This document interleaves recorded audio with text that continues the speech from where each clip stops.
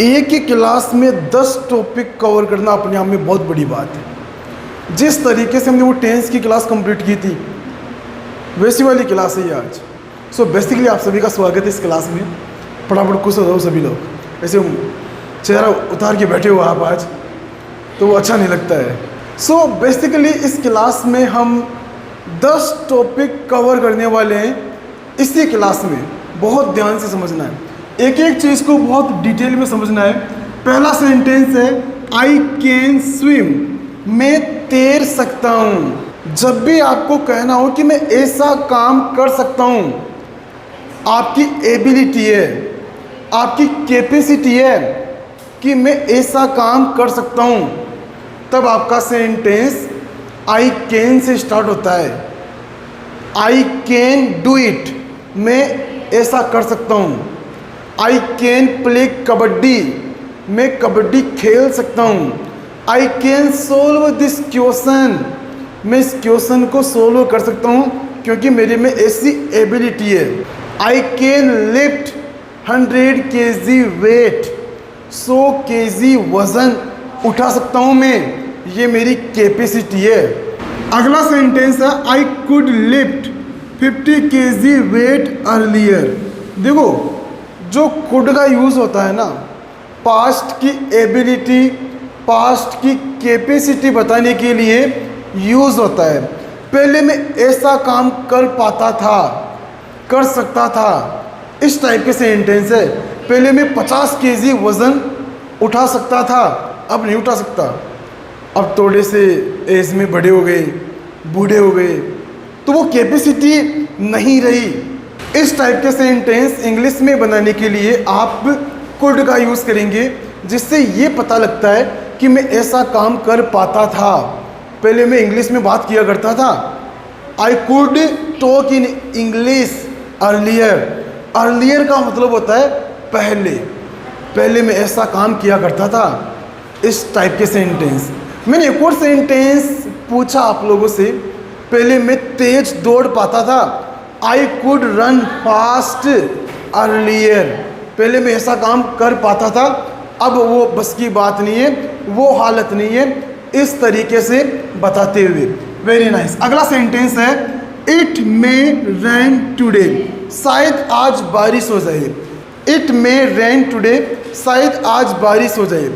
50% chance होते हैं उस काम के होने के और नहीं होने के। जैसे मैंने कहा शायद वो यहाँ आ जाए, ही मे कम हियर। 50% चांस है वो आ भी सकता है और नहीं भी आ सकता। और यहाँ बात रेन की है इसीलिए इट यूज़ हुआ है। 50% चांस होते हैं इसमें। मैंने अगला सेंटेंस कहा ही माइट कम टुमारो, शायद वो आ जाए, शायद वो आ जाए। पर माइट में चांस और भी कम होते हैं। माइट में 25% ही चांस होते हैं उस काम के होने की। जैसे हम बोलते हैं ना, ये दो टाइप के सेंटेंस आप बहुत ध्यान से समझना। शायद वो आ जाए, एक तो ये सेंटेंस, वो शायद ही आए। इन दोनों में क्या अंतर है? शायद वो आ जाए, इसमें थोड़ा चांस तो लग रहा है ना, पर उम्मीद ही टूट गई यार, वो शायद ही आए।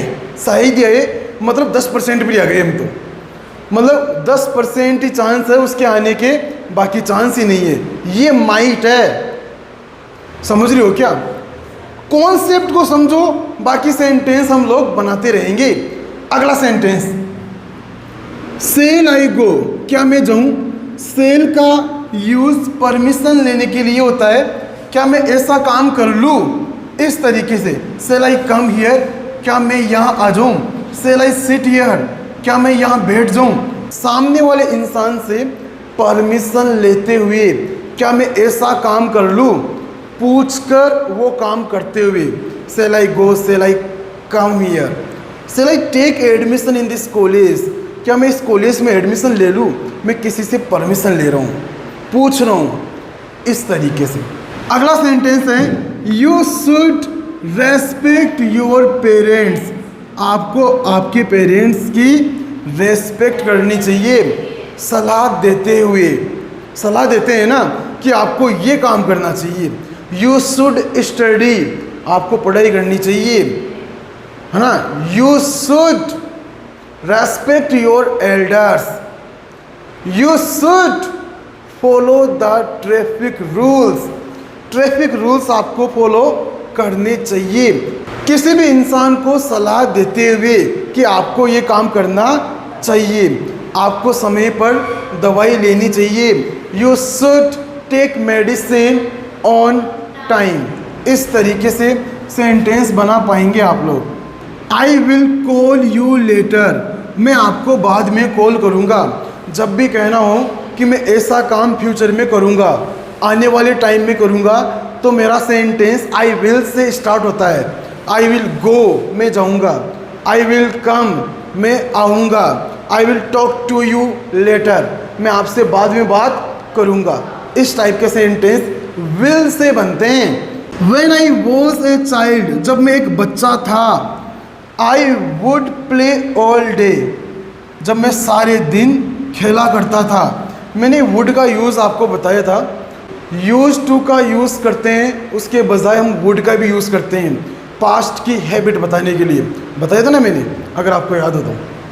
Very nice.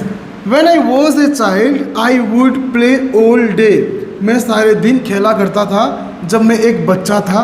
उस टाइम की बात है। You must wear a helmet, आपको हेलमेट पहनना ही चाहिए। कोई भी काम आपको करना ही चाहिए। उस बात को जोर देते हुए, कहते हुए, आपको मेडिसिन लेनी ही चाहिए, आपको मेडिसिन लेनी चाहिए। You should take medicine.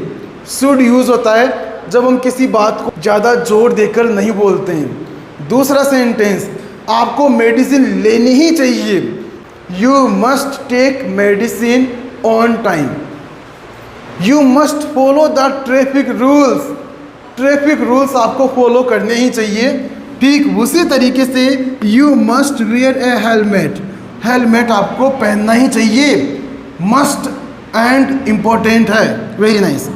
नैतिक कर्तव्य के लिए हम ought to का यूज़ करते हैं। You ought to help the poor, आपको गरीबों की मदद करनी चाहिए। नैतिक कर्तव्य है ये। बड़ों का आदर सम्मान करना चाहिए, फिक्स है ना। ट्रैफिक रूल्स फॉलो करने चाहिए। कोई बूढ़े बुजुर्ग आदमी है, दादाजी, वो सड़क क्रॉस नहीं करना चाहते हैं, हाथ पकड़ के रोड क्रॉस करवा के आ गए, नैतिक कर्तव्य है। हालांकि वो करना तो नहीं चाहते थे रोड क्रॉस, पर नहीं दादाजी चलो रोड क्रॉस करा के आ गए आप। ऐसा नहीं करना है। नहीं समझे? अरे कोई रोड क्रॉस करना ही नहीं चाहता और आप उसको रोड क्रॉस करा के आ गए, बताओ क्या होगा फिर? ऐसा तो नहीं होना चाहिए। I can swim. I could lift 50 kg weight earlier. It may rain today. He might come tomorrow. Shall I go? You should respect your parents. I will call you later. When I was a child, I would play all day. You must wear a helmet. You ought to help the poor.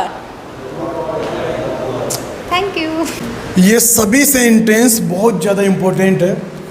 10 topic इस class में हमने cover किए, concept सीखा।